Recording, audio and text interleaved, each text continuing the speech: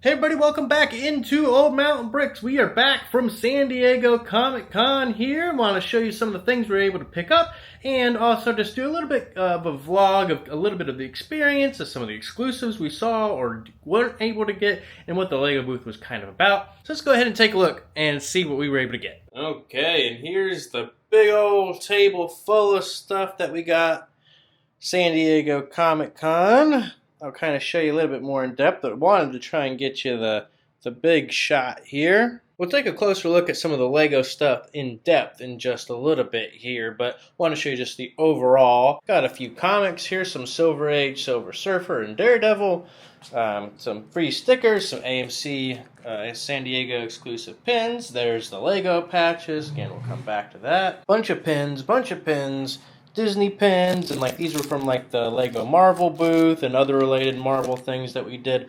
You had to do all 4 of the events, and we did that, so we got all of those pins for doing that. We got Marvel Unlimited, their comic service, more pins and stuff. Another comic with like Mickey Mouse and the Avengers there. Went to the San Diego Zoo. This is like the guide. Up here's a lot of like the posters and like the free comic books they gave out there. We got this one for the Acolyte. This one's like Scarlet Witch for Marvel. Here's a Lego Sonic the Hedgehog with Shadow, which looks pretty cool. Up here, just some of their like Lego Life magazines, like a Lego Spider-Man No Way Home comic. This was from like the booth that they were giving out with some of the space sets in it, a little Pokemon manga type set. This is an interesting piece they were handing out. It's something for Disney Plus. It's the Marvel Avengers Mission Demolition, which, as far as I know, has not been announced yet. So that's going to be cool. Kind of seeing what all that looks like. I guess that's the Demolition Man, but kind of looks like Wolverine, or I don't know. Some other freebie Wednesday card there. Of course, we've got our badges. This is the other thing coming out. It's the next Lego movie, like an actual thing in the theaters. Piece by piece with like Pharrell Williams. I have no idea what it's about, but it's also Lego related, so we're going to see kind of what happens there. But overall, we picked up a few shirts and other types of things that we didn't get a chance to put in this part here, but it was fun to kind of show you all of these little things there and that we were able to pick up, just kind of random booths, or do the pins or the Lego exhibits there. So definitely a huge Comic-Con haul. Here's a closer look at the patch that was given away at San Diego Comic-Con 2024. I did end up getting 3 of them because you can get in line as many times as you were able to, so I went on different days because I was trying to win the prize package, which I'll talk about later. I have a few complaints about. But it was interesting because they didn't really hand out any Lego this year. They did do an exclusive minifigure, which I did miss out on as I was kind of doing something else at the time, but that's okay. I'll show it on the screen now. I don't think there's anything too crazy that I missed out on. Wish I got it, but that's okay. But these patch is kind of the main thing, as last year's kind of the Brickbuster card and the minifigure. I'm going to go ahead and open this one up. It's actually, it comes in a package, but it's easy to kind of put back if you want to. It does tear a little bit sometimes if you're not careful, so I've got a few, so I'm not too worried about it at the moment. So you can kind of see it's got space on both sides there, but you can see more on the patch when you actually open it up here. You can see it has Lego Mission Crew, Space Station Bricks, which was kind of the name of the booth. Now on both sides there, you can see that. And then it does have Comic-Con International 2024 copyright registered Lego group. And it's not really a patch. It's more of a fabric sticker, which is what it says on the little packaging right here, where it says, "This is not a toy made by a toy company." But it's just kind of interesting to see kind of what that is. So it is an official Lego product, but I'll probably keep one inside the little paper there, but maybe put another one out since I've got a few just kind of hanging out here. But it was overall nice little exclusive.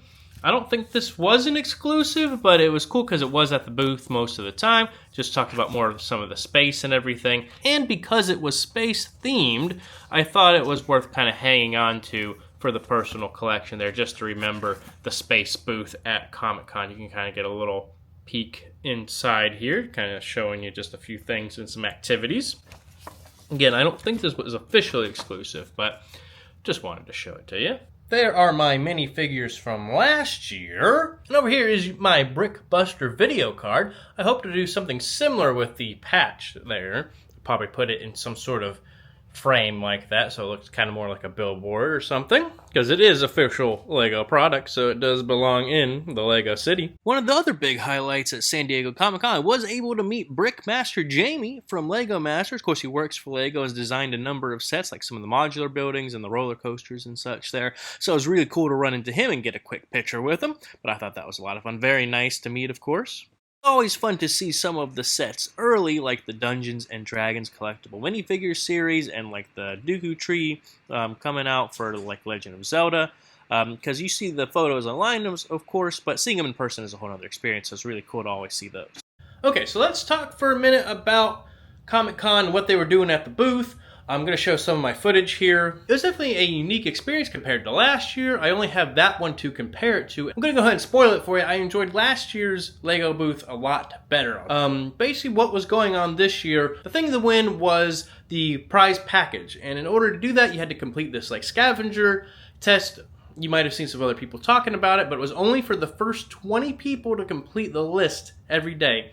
You say, oh, that's not too bad. Well, it's an online thing. You're like taking pictures of stuff around the Lego booth, like take a selfie with this, or go to this panel and everything. But as I know how these things go, I knew it was going to be done in just a few minutes after it launches. So I did my best. I found out what the QR code was, looked at what I needed to do, and I did everything as quickly as possible. I was up there in front with people who were completing it about the same time, based on the things that were provided there. And I got a little message, which I'll show on the screen here. It doesn't say I won, but it says congratulations. So I went up there anyway because no one knew what was going on. And Lego also didn't know what was happening. The people up there were like, I don't know if you won or not. And they were kind of looking around. They had to call somebody, and somebody came down. They had to look at the phone. And it was a big old process because this was the first day they were doing it. And I thought that was my best chance at doing it because no one knew what was going on. So I went through that whole thing, and of course I didn't win, which is fine, but I was a little disappointed with how it was handled. I feel like they could have done a little better, or had more opportunities to win things, or like last year the big thing was you get the link and you get in line and you can win a spot to build the minifigure, which is what they kind of did this year with that prize pack, because everybody really just wants the minifigure. They don't care about the same posters that you just saw. They just want the minifigure, because it's Lego. They want Lego. Crazy, I know. But so that was a little disappointing because it was basically the same thing every day. It wasn't anything really new. They added a few different things depending on if there were any panels, because there was like the main ones you had to do, which is go build the rocket ship to get the patch, which is what we did, and go take a picture with this, go take a picture with that. But those were always the same every day, which was, I didn't want to do that again. I ended up doing it again one more day just to kind of see what would happen, and it was the same stuff. So it's a little disappointing that they did that. I think they should have allowed more people to do it and had more opportunities for people to kind of get that minifigure and kind of just been upfront with the expectations. Because they had things on there, go to the panel at 3 o'clock, but no one's going to do that. They know how this works. People are going to be done with it in like 5 minutes because they have ways to cheat the system and this and that. So, and just allowed more people to do it. I mean, there's thousands and thousands of people at San Diego Comic-Con, and I feel like they could have done a little better with that. And even if they're not doing the same old exclusive figures like they used to in the past, hand out the ones in bulk like they did last year. Sure, those minifigures over there aren't worth more than like $30-something now because there's so many, but that's okay. That's okay. You don't need to make the 55 exclusive minifigures in order to do this. I feel like they could have done, just do that and same torso and all of that and have it readily available, but it's still exclusive to a point. That's the thing. You don't need to make these $1,000 minifigures because that's not what they're trying to do, from what I understand, but just give folks a Lego experience. It's okay. Little rant over, but I just want to kind of share my experience with that, and I hope if I go back next year, not sure yet if I am, that they do something a little better that allows folks more access to Lego. Okay, and here's what I was able to come up with. Again, it's not the prettiest thing in the world, but it's kind of a weird dimension in order to kind of get it underneath enough plate to kind of hold it in place. So it's like 15 by 15. I put some of the miscellaneous lights on there as kind of a shout out to Classic Space a little bit. Just random plate kind of on the back in order to get it up to the 15 studs, but I think it looks pretty good. The white isn't my first choice to do something like this, but it's the pieces I have and it kind of works. And it also matches kind of what I did last year with the Brickbuster video card. Obviously this is a lot smaller, so it kind of worked out there. but I think they look pretty good there, and I just kind of use them as unofficial billboards in the Lego City. Let's see if we can find a place for it. Traditionally, we've had the Brickbuster video card right up there, but because this one is kind of smaller, I think we're going to switch that one out for the new one here, even though it's going to look huge up here. It's just kind of how it goes, so... And there he is looking over the crowd. Again, it looks pretty big. I know it's a little silly. Obviously, I can move it if I don't like it, but I think it looks okay for the moment. Even from the back, it's just kind of a gray wall. Billboards are everywhere around here, so makes sense.